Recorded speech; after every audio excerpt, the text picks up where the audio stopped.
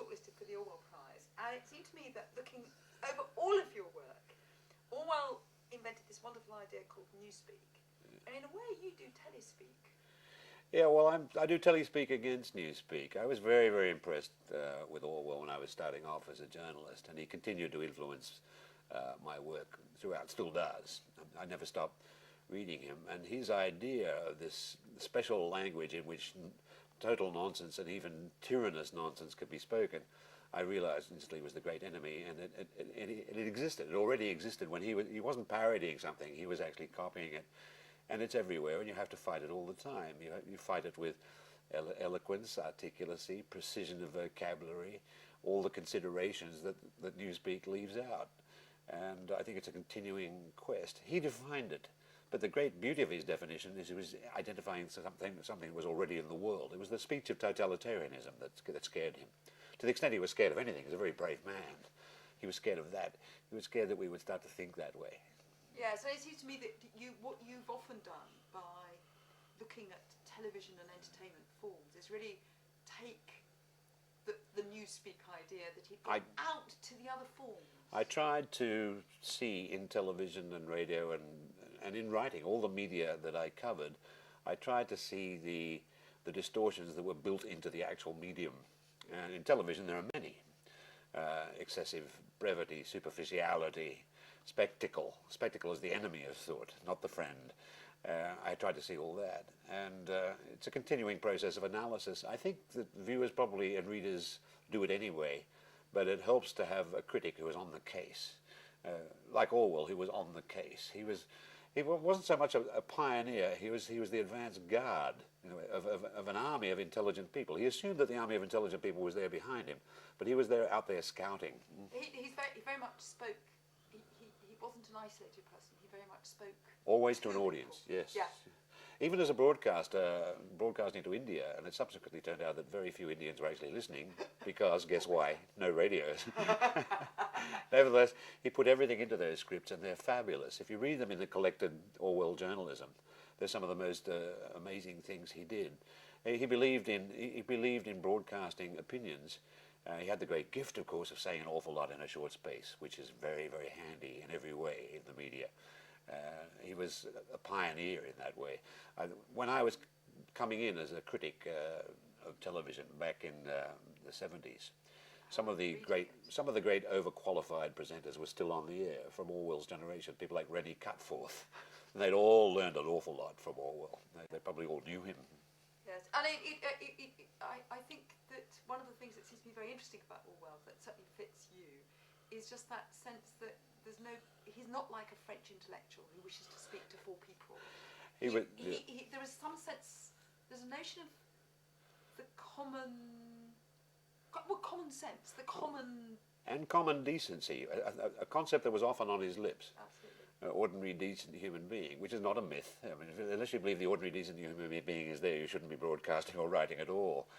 Yeah, one hopes that that's the ideal. One of the pieces that came in, the wonderful bit on fidget, which is actually pure Orwell, because really what you're doing is using hysterically funny analysis to clean up language. I cursed first in the worst language at my command, but my outburst at first was nothing beside the imprecations I rained on one.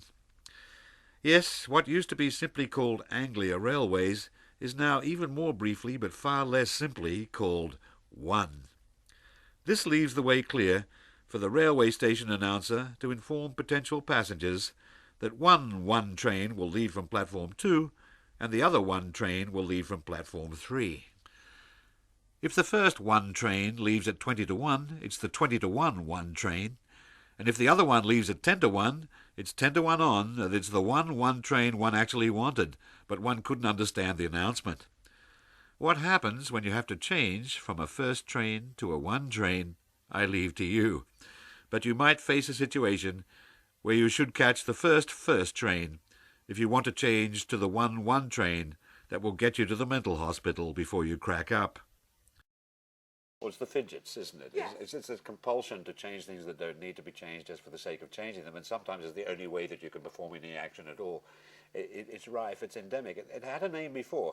It was brilliantly named by Christopher Booker, who's a wonderful social commentator. He called it neophilia, but I thought it needed a handier name, the fidgets, because it actually relates to the business of tapping. You'll see people tapping their fingers on it and you wonder why they don't stop. Well, people have the same thing going on in their brains when they're in charge of, say, British Rail or British Airways But or it's Terminal about 5. It's about lies. It's about naming things to. Well, it's about changing. It's about changing what you can, because you can't change what you should. It really is it. You give it a new name, nothing really alters. In fact, everything gets worse. You put in a whole new management layer, promising to reduce the management layers. And you give everything a new language, like call a passenger a customer, call a train a service. Nothing really changes. In fact, it gets worse. But because you've changed the language, you can pat yourself on the back. But there's a kind of corruption in the very use of language too, which I think Orwell was always. Oh, it's incessant. Yes. Yes. And not even he was prey against it. Orwell could occasionally oversimplify, and sometimes he would catch himself out. He wasn't a bad one for correcting himself. Another virtue that very few philosophers have. Orwell had that. Yeah, but language itself is a dangerously seductive medium. It could be even, especially in Orwell. Orwell's a wonderfully seductive writer. You can't take your ears off his voice. And there's always a danger there, because artists give shape to the world, which the world doesn't necessarily have. It hasn't got that neatness. But at his best, of course, he was on guard against his own proclivities and his own distortions. It's one of the great things about him. A self-correcting writer. I recently, rather strangely, read some Kipling and some Orwell, and Orwell's very rude about Kipling, Yes. as a matter of fact, but actually they're tremendously similar writers. Yes. They're very empirical, and actually you're very empirical. I mean, where do you start from? Where do Well, you get the idea for a piece? It's nice to hear. I think I started from listening to my mother, who was a great realist, bringing me up in Australia on not very much money after World War II, dealing with household things and everything. It wasn't that she spoke in maxims and aphorisms, it's just that everything she said made sense and was connected to reality, and I hope I got the habit. I needed that habit because I'm also a poet by profession, and poets get carried away. In fact, I'm in business to get carried away, but you have to have the element within yourself which reminds you that reality is there. And Orwell was always very handy for that. That's why I never stopped reading him. I've got the whole thing. I've got the complete Orwell, you know, the man in a suitcase, the zillion volumes in a box. And but I started off with just the collections of essays, way back in Sydney in the late 50s, and then in Britain in the early 60s.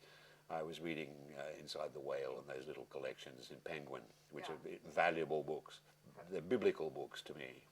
There was the other thing that I think makes you rather different from Orwell is what you just hit on really is an extraordinary. I mean, you do get carried away. There's an incredible exuberance when you're on a riff. I love the language and I love doing tricks, but you have to be very careful that what you write doesn't degenerate into mere wordplay. I don't like mere wordplay very much. I don't even much like jokes. I don't really tell jokes. I do something that I can't tell, and I don't know how to tell them. I always get them wrong. I try a different kind of verbal fantasy, but it's got to be anchored in actual concrete speech. You've got to read people like Orwell and among philosophers Wittgenstein to be continually reminded that the word and the thing have got to be connected. No words that don't convey the thing. No words that cut loose from reality. The word should illuminate reality. How far do you, looking back, think that what you've done has been political? Well, in retrospect, all of it. I wouldn't have guessed that when I was starting out. I never felt like a political person, but you're more or less forced into it. And I would probably be regarded as pretty far to the right by Orwell. I think I'm in the liberal centre, which I think Orwell helped to create. I think Orwell was working towards his death. With his great breakthrough books, Animal Farm and 1984, he was really putting paid to the idea there could be a totalitarian solution to society. And that necessarily moved him away from the far left, where he'd begun, and much more towards the centre. And he'll help create what I would call the liberal democratic centre, which I think is the area we should inhabit. Always, of course, under pressure from both wings. In fact, you know you're in the right spot in the middle when you feel the squeeze from each side. He would have felt it had he lived. He was already feeling it. Orwell was already being attacked from the left as his death approached.